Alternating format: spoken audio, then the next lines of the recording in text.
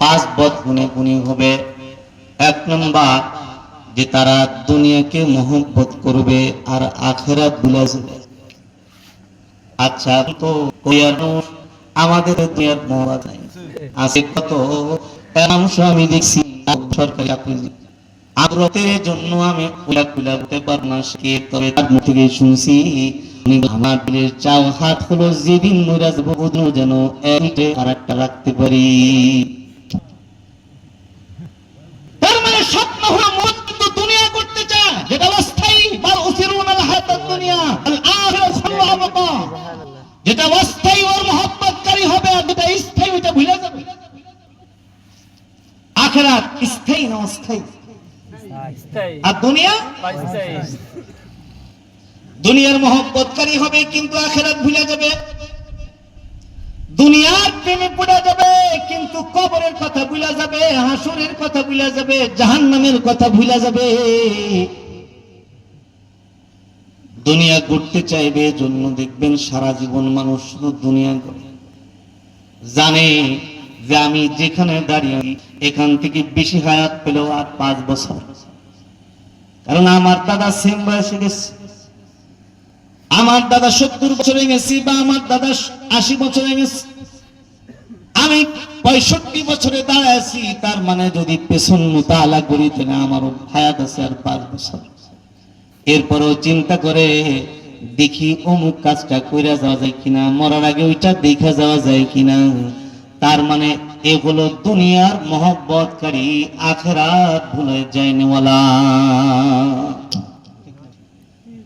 ইহিব্বুনা দুনিয়া সুনাল আখিরা, দুনিয়ার প্রেমিক হবে আর আখিরাত ভুলে যাবে। 2 নম্বর সংক্ষেপে বলি, খেয়াল করে শুনেন, মনোযোগ দেন। আপনাদের গায়ে পড়া আওয়াজ এটা আমি জানি, তারপরও নেন যদি কাজে আসে। 2 নম্বর ওয়ায়ানসুনাল মালা ওয়া ইউহিব্বুনাল মালা ওয়া ইয়ানসুনাল হিসাব ওয়া ইউহিব্বুনাল মালা ওয়া ইয়ানসুনাল হিসাব। তার মালকে মহব্বতকারী হবে কিন্তু হিসাব এটা ভুলে যাবে। ঠিক আছে, জানে সে জানে যে আমার সব জিত সম্পদের হিসাব পুঙ্খানু আল্লাহর কাছে দিতে হবে। 5 প্রশ্নের জবাব না দিয়া বান্দা এক কদম হাসরের ময়দানের সামনে বাড়তে পারবে না। তার ভেতরে একটা প্রশ্ন, কোন তরিকায় মাল জুগাছো আর কোন খাতে ব্যয় করছো, উপার্জনের মাধ্যম কি আর ব্যয় করার জায়গা কি বলো, এরপর উত্তর দাও, সামনে বলো। মালের মহব্বতকারী হবে, হিসাব দেওয়া ভুলে যাবে, অথচ আল্লাহ পাক হিসাব নিবেন। ফামাইয়া আমাল মিসকালা যাররাতিন খায়রান ইয়ারা ওয়া মাইয়া আমাল মিসকালা যাররাতিন শাররান ইয়ারা। ভুলে যাবে। 3 নাম্বার হলো ওয়া ইউহিব্বুনাল খালকা ওয়া ইয়ানসুনাল খালিক। 3 নাম্বার হলো সৃষ্টির প্রেমে পড়বে কিন্তু স্রষ্টা ভুলে যাবে। সৃষ্টির প্রেমে পড়বে, আল্লাহর সৃষ্টির প্রেমে পড়বে কিন্তু যিনি সৃষ্টি করছেন তাকে ভুলে যাবে। আছে না নাই? 4 নাম্বার হলো ওয়া ইউহিব্বুনাল যুনুবা ওয়া ইয়ানসুনাত তাওবাতা। গুনাহ করা মহব্বত করবে কিন্তু তওবা করা এটা ভুলে যাবে। এই রোগেও মনে আমরা রোগী না, রোগী তো মানে আমরা গুনাহে অভ্যস্ত কিন্তু তওবা করে ভুলে যায়, এটা রাখি আর একটু পরে, এখনো সময় হয়নি। স্যাসিস যা এখনো আছে, কন্ডিশন যা আছে আরো কিছুদিন। হ্যাঁ, অথচ আল্লাহ নবী বলে আমার উম্মতের জামান আসবে যে জামানে আমার উম্মত বুনিয়াদ না করা মহব্বত করবে কিন্তু তওবা করা ভুলে যাবে। আরে কোন বান্দা যদি আল্লাহকে আল্লাহ বলে ডাক দেয় তো আল্লাহ তাআলা বান্দার গুনাহ দেখে না, তার এই আফসোসের রং দেখা আল্লাহ মাফ করে দেয়। ইতিহাসের পাতা থেকে একটা ওয়াকিয়া, আলোচনা এই প্রায় শেষ, আর মাত্র 2-4-5 মিনিট। খলিফাতুল মুসলিমিন হযরত ওমর ফারুক রাদিয়াল্লাহু তাআলা আনহু এর জামানায় হযরত ওমর কত বড় কঠোর একজন বাহাদুর একজন, আপনারা সবাই জানেন তিনি কত বড় কঠোর খলিফাতুল মুসলিমিন হযরত ওমর। এই জামানার কথা, এই জামানার ঘটনা। ওই জামানায় গান বাদ্য তো নিষিদ্ধ, গান বাদ্য চলে না, কিন্তু তখনকার একজন গায়ক ছিল, গায়ক, যে গায়কের কণ্ঠ ছিল সুন্দর। যখন দেখলো যে প্রকাশ্যে গান গাইলে পিকনিক খাওয়া লাগে, এখন গোপনে গান গাইত, আর শ্রোতা গোপন, শ্রোতা গোপনে গোপনে তার গান শুনত। হযরত ওমরের জামানা, সে ঢাকায় গেলে হযরত ওমর ছাড়, এজন্য গানও গাইতো, শিল্পী গোপনে শুনতো, শ্রোতা সেটাও গোপনে। কিন্তু আস্তে আস্তে গায়ক বার্ধক্যের কারণে বুড়া হয়ে গেছে। এখন তার জিহ্বায় আর ওই ভারত নাই, ওই সুর নাই, কণ্ঠ নাই, কণ্ঠ হারায় গেছে, জিহ্বা পুরো হয়ে গেছে। এখন গান গাই ভালো লাগে, তার শ্রোতাই কমতে কম, শ্রোতাও হারায় গেছে, কণ্ঠ নাই, কণ্ঠ নাই, শ্রোতা নাই। আস্তে আস্তে তার উপার্জনের একমাত্র মাধ্যম এটা নষ্ট হয়ে গেছে, কারণ তার উপার্জনের মাধ্যমে ছিল গান গাওয়া। গান গাইলে উপার্জন হতো, গান গাওয়া বন্ধ হয়ে গেছে। এখন উপার্জনের মাধ্যম একমাত্র যেটা, এটা বন্ধ হয়ে গেছে। আল্লাহর বান্দা বার্ধক্যে চলে গেছে, বুড়া হয়ে গেছে, এখন আর কেউ গান শুনে না, টাকাও দেয় না। এখন বান্দার কোনদিন অনাহারে দিন যায়, কোনদিন মধ্যহারে দিন যায়, কখনো খায় কখনো না খায় থাকে। এমন করতে করতে কয়েকদিন এমন গেছে যে বুড়ার কাছে কোনো খাবার নাই, দান রাত দিন সে না খায় দিন কাটায়, উপার্জনের মাধ্যমে।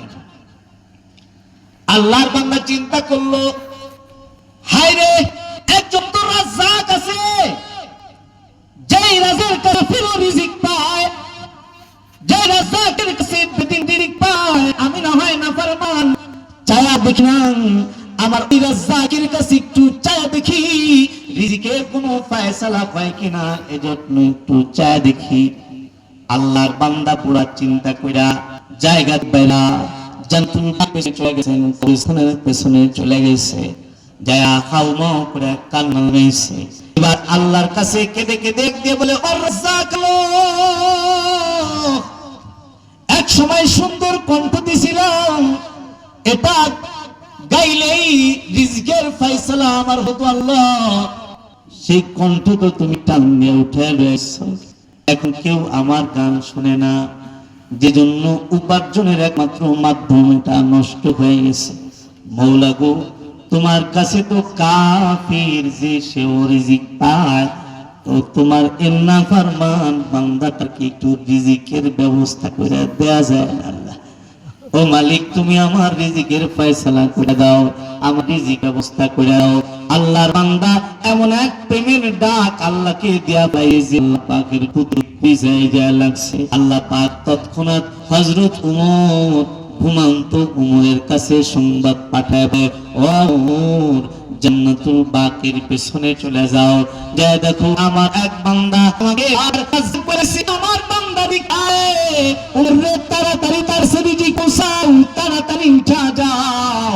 হযরত ওমর জুতা পরার টাইম পায়নি, হযরত ওমর খালি দৌড় করছে, দৌড়াইতে দৌড়াইতে যায় দেখে জান্নাতুল বাকি কবরস্থানের পেছনে এক বান্দা আল্লাহর নাম ধরে ধরে ডাকতেছে আর কাঁদতেছে।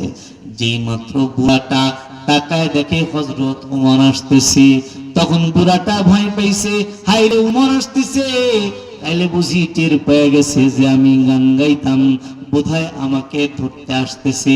চিন্তা কইরা আল্লাহর বান্দা বুড়াটা উঠা দৌড় দিতে চায়, হযরত ওমর পেছন দিক দিয়া ডাক দিয়া বলে, ও ভাই, যাইও না, আমি তোমাকে ধরতে আসি নাই, আমি তোমাকে দিতে আসছি। আল্লাহর বান্দা ডাক দিয়া বলে, ও ওমর, ধরতে আসো নাই, তাও কে তোমাকে চাইলো আমার কাছে?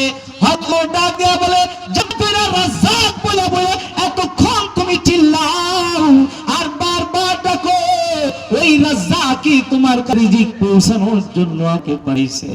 আল্লাহর বান্দা বুড়া এবার কার দিয়া কান্না শুরু করছে। আল্লাহ জীবনভর হায়াতের 70টা বছর এমন গেল যে 70টা বছর একটা বার তোমার নাম মুখে লইলাম না। আমার হায়াতের 70 বছর কাটাইলাম, আর আজকে আমি আমার নিজ প্রয়োজনেও তোমাকে ডাকলাম, রিজিকের ফয়সালার সাথে সাথে কইরা দিলা।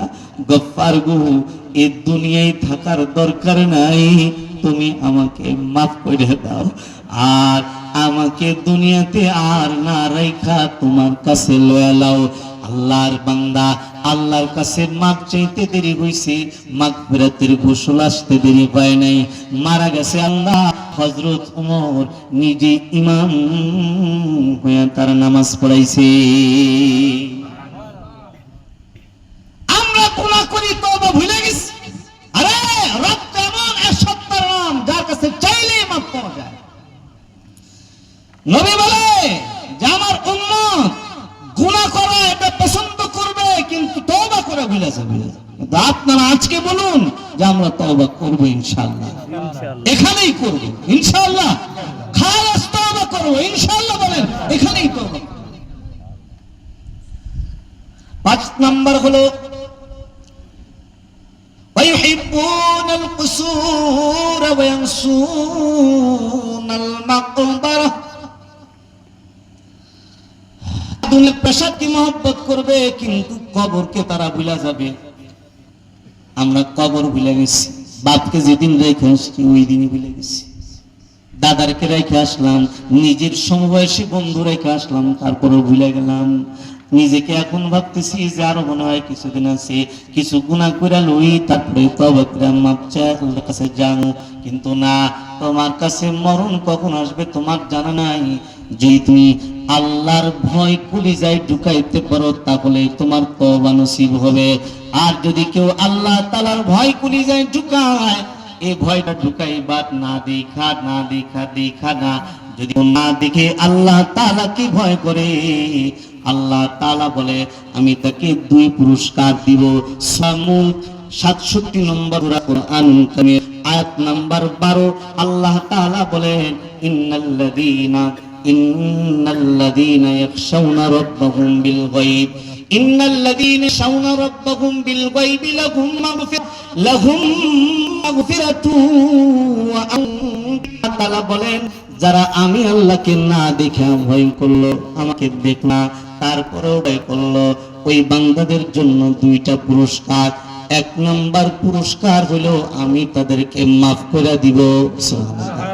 2 নাম্বার পুরস্কার আজরুন কাবীর, উত্তম সবচেয়ে বড় প্রতিদান, বান্দাকে জান্নাত দিয়ে দিব। আল্লাহ তাআলা আমাদের সবাইকে আল্লাহর ভয়ে ভীত হয়ে এই 5 বদগুণ থেকে নিজেকে বাঁচায়া 4 গুণে গুণী হওয়ার তৌফিক আল্লাহ পাক দান করেন। আমিন। এই যে ভাঙা চোটা নসিহত আপনাদের সম্মুখে, আমার উস্তাদ আমার পাশে বসা, উস্তাদের মহব্বতে শুধু আসা। উস্তাদ ফোন দিলে উস্তাদ তো উস্তাদের কাছে 1 হরফ শিখলাম মানে আমি নিজে বিক্রি হয়ে গেলাম। উস্তাদ আমার ছাত্র জীবনের পছন্দের উস্তাদ ছিলেন।